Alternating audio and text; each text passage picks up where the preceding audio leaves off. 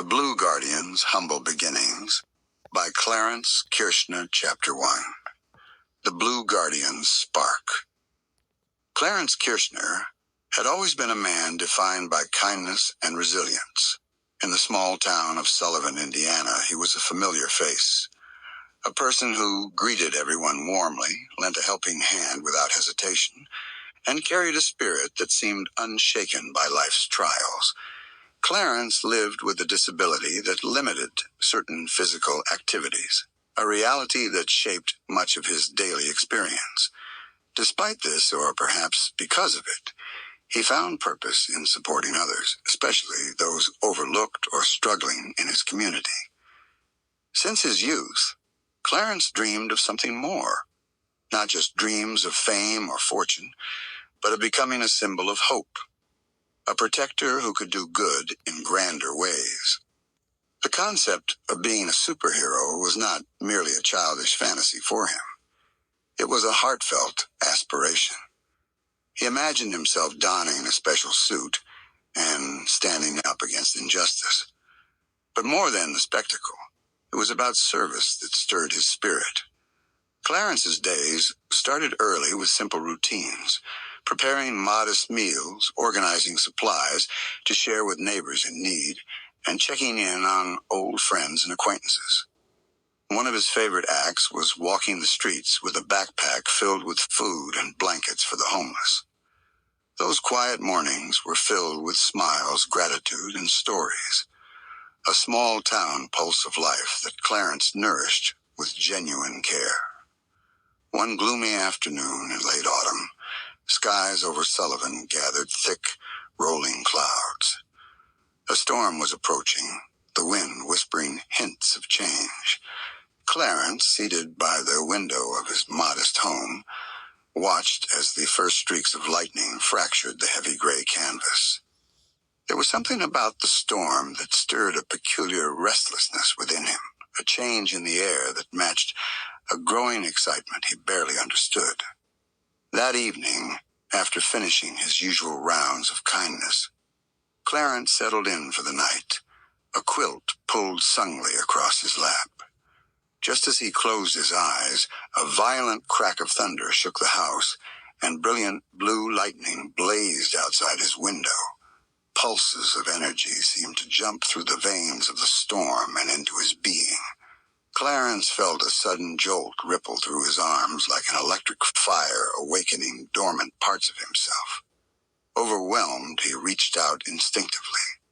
His fingers cracked with a shimmering glow, azure arcs dancing between them. Confused yet enthralled, Clarence focused on the light and saw it respond to his thoughts, obeying him with an almost sentient grace. The lightning was no longer just in the sky, it was within him, vibrant and alive. Clarence struggled to make sense of what was happening. Questions swirled. Was this a dream? A trick of the storm? Or something miraculous? Extraordinary? His heart raced with a torrential mix of hope and hesitation. He flexed his hands cautiously, electric tendrils flickering and sparking like tiny storms bounded by willpower. That night masked a turning point. The once ordinary evening was transformed into the genesis of an extraordinary journey. Clarence Kirschner, the humble man blessed with a gentle spirit and a quilt determination, had discovered a power, the power of blue lightning, within himself.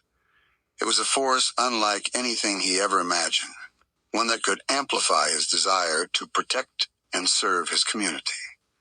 As the storm subsided and calm returned, Clarence sat in stillness, absorbing the weight and wonder of what had just transpired.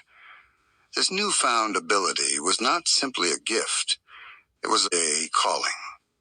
It promised challenges and sacrifices, but also the rare chance to become something greater. The Blue Guardian Sullivan so desperately needed. His thoughts drifted to the people he loved. His grandpa, Jim Mott, whose steady wisdom had always been a guiding light.